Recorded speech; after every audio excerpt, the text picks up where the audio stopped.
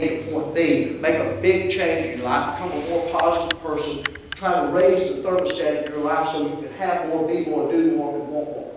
Amen. You ever try to do that? Yes. Everything's fine. You're excited the first few weeks. Man, it's good. It seems like you're growing by leaps and bounds. But lo and behold, I promise you this is going to happen. That thing's going to reach over and say, I don't like this.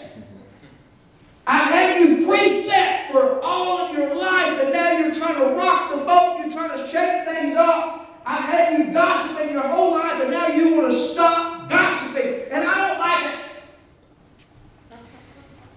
And you have to keep telling it, subconscious mind, I have dominion over you. Amen. I am rewriting the script of my life. And I'm telling you, from this day forth, we shall not speak against the creation of God. From this day forth, nothing negative shall come forth from my lips about a brother or sister of Christ. I will not touch the anointed of God. When it says don't touch the anointed of God, he ain't just talking about preachers. He's talking about any son or daughter of God. You better not touch that with your lips. I don't care if you don't like them. I don't care if they're not as smart as you think they should be, or not as highfalutin or whatever it is your crazy mind or preconscious mind causes you to believe, but you better not touch the anointed. Come back. We'll show you a video in a couple of weeks where every time you gossip, you release cortisone into your body and you're killing yourself. Every time you have a negative thought, you release cortisone into your body. Killing yourself. That's the stress hormone. It's what makes us gain weight. It's what makes our blood pressure go up. It's what makes our sugar levels rise. It's a terrible thing. And that's why God said, think on these things. What's everything of just, pure, lovely, of honest report, good report. Think on these things. That's why God wants you healthy. But we have to cooperate in how we're created in the image of God. How many of you have noticed you get a program, you're trying to change yourself, you're trying to rewrite the program, you get so far, and almost that subconscious will start whispering. This is not safe. Brother John, you've been preaching a certain way, don't change it. The people might not like it. You're trying to make more money and everything. Oh, you better not get out there too far now. Don't get too far. I've had you preset to make $20,000 your whole life, and now you're wanting to make $50,000. You better stop. And what you have to do, that's when you have to knuckle down and get serious and take charge of your subconscious mind and say, I will not fear. I will not fear. I have read the book. I have read what my Father wrote to me as His Son. And the Father said I can have anything I can believe. He said, all things are possible if I believe. Yes. And I believe. And subconscious mind, before I go to sleep every night, I'm going to tell you, I believe, and you line up and you start believing. Matter of fact, I'm putting you to work while I'm asleep. Because that subconscious mind will work for you at night while you're asleep. So right before you go to bed, you begin to charge that thing to begin to put into action or get that thing rolling that you desire. God created you this way. Amen. God created you this way. You're not doing something evil. You're commanding what God created to work for you. That'd be like telling your hand, okay, hand, you're going to be strong and you're going to build a house. How many of you would think that would be wrong? Because it's your hand. You're doing something good with it. You tell that subconscious what you want. You say, you go to work for me tonight, and this is my goal. This is what I want. And you begin to formulate minds and bring it to my conscious thinking up here. You and the Holy Spirit bring it so I can put it into action. He'll give you an action plan. That's how God created you. Everybody say that's wonderful. That's wonderful. What do most people do right before they go to bed? They think about all the bad stuff that happened to them during the day. Every terrible thing that happened. Can't pay my bills. Oh my God, I'm broke. So subconscious mind goes to work. Oh my God, we're broke. So when you wake up tomorrow morning, your first thing is, oh my God, we're broke. Oh my God, we're going to go under. Oh my God, I don't have to pay my bills. Oh my God. Because why? You told it that's what you want. And guess what? It's producing it. So you got to tell that thing what you really want. How many don't want that? Amen. Do you know it don't? The subconscious mind is created in such a way it don't determine whether it's good or bad for you. It just determines that's what you want. It determines what you see and don't see. You have a thing built into the middle of your mind called a reticular activation system. RAS. Everybody say RAS. Reticular activation system. It determines what you see and do not see. It's designed is to help your life easier. Because right now, if we started counting every little single image and object in this room, it would be millions of them. So this thing knows, though, when I come in here, I'm really only looking for a few things. So it helps me find those few things, and it helps me not see all the other things. How many of you ever got mad at somebody because he looked right past me and didn't even see me? You know what was happening? His Raz was acting up. His Raz was on fire that day. His reticular activation system just tuned you completely out because he was looking for something else. And he just said, oh, he don't want to see that one. He wants to see that one back there. Didn't want to see Dennis, he wanted to see Terry. Or he wanted to see Terry, didn't want to see Dennis, so it just blocks that. You know, have you ever been looking for something, looking, find, you just get desperate and say, Lord, just send an angel to find it for me. And then you go back and right where you look, it's right there.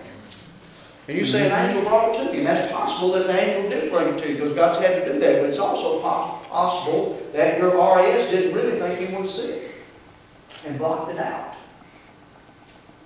Is your RAS acting up? Reticular activation system. So what I got to do is tell that thing what I really want, and all at once, and I'm going to show you how it works. All at once, what I want, my subconscious finds out that's what I want to see. I see it everywhere. I mean, every experience that. You just recently bought another car, didn't you? See them everywhere. See them everywhere. Everybody's got a Mercedes. Now, you didn't see that many Mercedes, did you? Now, everybody's got a Mercedes. Everybody except me. You decide to give it away, I'll take it. Amen. Right. But have you ever noticed that? You get a car on your mind, you get something you want on your mind, and all at once, the reticular activation system says, hey, he's thinking about this all the time consciously, so this must be what he wants. And bam, starts popping up everywhere. That's how you're created. God created you that way. Now, we can use that to our advantage. We can get to say, I want my church. See, me and this brother, boy, you just don't know. Man, ain't God something else, brother? Ain't God something else? You read my mail, and I got to read your mail. This brother been through some stuff. This brother said, man, we have been talked about, we have been come against, talking about your body, right? And come against, because I told him, I said, I saw the enemy coming one way, people leaving seven. Right? And some of them that left are going to come back and say, I spoke once, I spoke twice, but yea, I laid my hand over my mouth. And they'll wreck that. And he looked at us and didn't know anything about us and said, y'all been through hell and high water. But God's going to fill the place. Amen. Amen. Amen. So we can use it. See, I've been using it. I've been telling God, I want some people that like us. Come on. I have. I'm tired of people showing up that just, you know, left someplace mad and just looking for another place to be mad. Right? Left dissatisfied someplace, looking for another place to be dissatisfied. I said, God, I want some people who love. Yes. I want some unified people. And I agree with you, brother. I want some color. I want me some Chinese and some black, and I want me some Mexicans. I'd love to have an interpreter up here have to interpret what I'm saying. Wouldn't that be fun? I'd have to slow down. They'd have to slow down. You know, that'd be fun, though. And that's what God wants us to have. And so guess what? I'm seeing it. I'm speaking it. I'm commanding my subconscious mind to go to work. Because I'm made and created like God. I can think a thing. I can say a thing. What have we been saying? I see every seat filled. I see chairs down the middle. I see having to say, okay, next week we're going to have to start 2 services. I'm sorry. Okay, we just can't get all y'all in here. We got the basement, the overflow's full, so we just want to do 2. So we're going to come a little early, then we'll start the second service. And I've been saying, I'm a pig. I said, God, after that, I see us doing 3. I do us 3. Then I see me and the elders on the board saying, okay, we need to build another sanctuary, and we say 1,500, and somebody clenches their fist and says, double it! Double it! Double it! Because I can believe, because my God is an ever-exceeding God. He's bigger than anything I can think. Let me give you the scripture for that. Let me give you the scripture for that. Look at Ephesians 3:20. Now to him. Ephesians 3:20.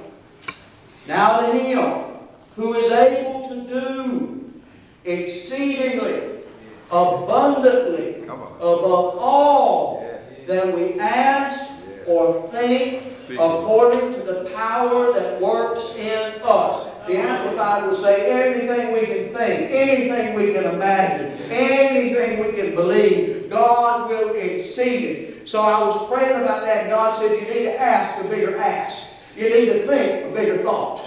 You need to know that whatever how big you can think it, I will exceed it. Ever how many you can ask for, I will increase it. If you say, God, give me 5,000, God says, I'll exceed it. I'll give you 10. If whatever we can think, whatever we can ask for, whatever we can believe, Andy, whatever the vision is for your business, double it. Go and just say, God, you are an ever-exceeding God. You can do exceedingly abundantly above all I can ask or think or believe. You're bigger than anything. Yes. Amen. You're starting as a substitute, which is honorable and glorious. You're getting the experience. But now when you get the teaching job, don't get in there in a couple of years and say, this is good, this is comfortable, I'm making good money. God says, I can exceed every dream you can dream. I can exceed every thought you can think. I can exceed everything you can hope for. I can exceed it. I can increase it. I can make it bigger than what you ever dreamed. Amen. I'm going to tell on myself. Years ago, I was in a very bad place. This lady came up and laid hands on me. She gave me a prophetic word. It wasn't a good word. It was a true word. So it was a good word. She said, your vision is too small. She was right. My vision has been too small for too long. Too small a vision for too long. And now I told God, keep right. God brought it back to my remembrance. And I said, God, you're right. I didn't take it hard. God said, dream a bigger dream. Ask a bigger ask. Think a bigger thought. So I'm going to try to be as big in my thinking, as big as my expectation, as big as I can be inside of me. I'm going to be big because I got a God that exceeds anything I can think. Yes. Anything I can imagine. I can imagine some wild things that he can talk. And that's what he wants to do. That's what he wants to do. So as we fast and pray this week, 3-day fast, start Tuesday, Friday, supper. Tuesday, supper, Friday, supper. I want us to go back over the 4 things we prayed for. Increase in attendance. But I want you, whatever your increase in attendance is being, I want you to double and triple it in your mind. When you're asking God, when you're envisioning, some people increase in attendance might be 10 people. Now I want you to see increase being 2 and 3 services. Amen. That's what I want you to ask. That's your ask. When they say, God, we need an increase in income, I don't want you to say, God, we need an extra 1,000, 2,000. I want you to say, God, we need coffers that overrun. Yes. We need an overflow. We need to have board meetings where we're saying, man, we just got too much. We need to bless somebody. Who in town needs a blessing? Who in town can we bless? Who in town can we buy a van for? Who in town that's looking for a building can we say, let's help you build a building? Sister Vicki Davis, board, I just want to tell the board, years ago we made a decision the first year we was going to give our first week's offering to another church. Sister Vicki Davis, she was in Oxford, Alabama at the time. And all she had was a bunch of black women and black children, no income folks, that she was ministering to, pouring her life into, and they had filled that building up. They had filled that building up. And we went and we gave her, said, this is for your building fund. She said, Pastor Lee, we didn't even have a building fund when you gave us that money. But she said, because you gave us the gift, just like you gave us the cake this morning, just because you gave us the flour, she said, it caused me to believe we could have a building fund. So they went and they got the church out in the middle of nowhere. Very nice church, by the way. But you know what? That little place they call Oxford Commons there? They bought a piece of property right there in the middle of all that, visible to everybody that comes up there, that in exchange. And they're fixing to build another church. We had a part, we had a seed in that. Our seed is in that. And if the seed can produce that there, guess where it can certainly do something from where the seed came. So think big. Think big. When you're praying for income, think big. Think big numbers. Think big numbers. Think big numbers. Surely there's some rich doctors out there that would like a red-faced baby. Surely there are. Right? Surely there's some wealthy millionaire men that would like to come to a church like this and look around and say, I like that little fellow up there. He thinks like me. He talks like me. He don't have the bank account I got yet, but I might just want to help him get there. I want to bless this house. There's people out there, we just got to believe they exist and they might like us. Because I pray God sends people who love us. Amen. People that love us. You wasn't here, Andy. They brought us. Look what they did. You remember Neil, don't you, Andy? Oh, yeah. Did you get saved before you left? Look what they did. They brought us a cake. Said, Pastor Lee, thank you. To our church. They did that. Brought us flowers. Brought us flowers. This apostle over here stood up and gave us a word that this house was going to be filled. Told us the story of what we went through to get to this place. That's a blessing. That's an ever-exceeding God. That's a God who's good that says, you know what, some bad winds may come. You may go through some storms. Darkness may exist for the night, but joy. Weeping may endure for the night, but joy. Joy is coming in the morning. Amen. Guess what, church? This morning. Sister Ed, I wanted you to sing that song, and I forgot because I went up there, you know, like I said, man, we ran from 2 a.m. Thursday till last night getting home. I mean, we were wide open. I tell you what, you hang around apostles, they'll work you down. They'll work. I mean, we was busy from the time we left. We had a little bit of sleep, and that was it. And that was ministry. That was ministry, believe me. Just in God let us minister everywhere we went. And we're talking about this. This is a mission trip that we do monthly.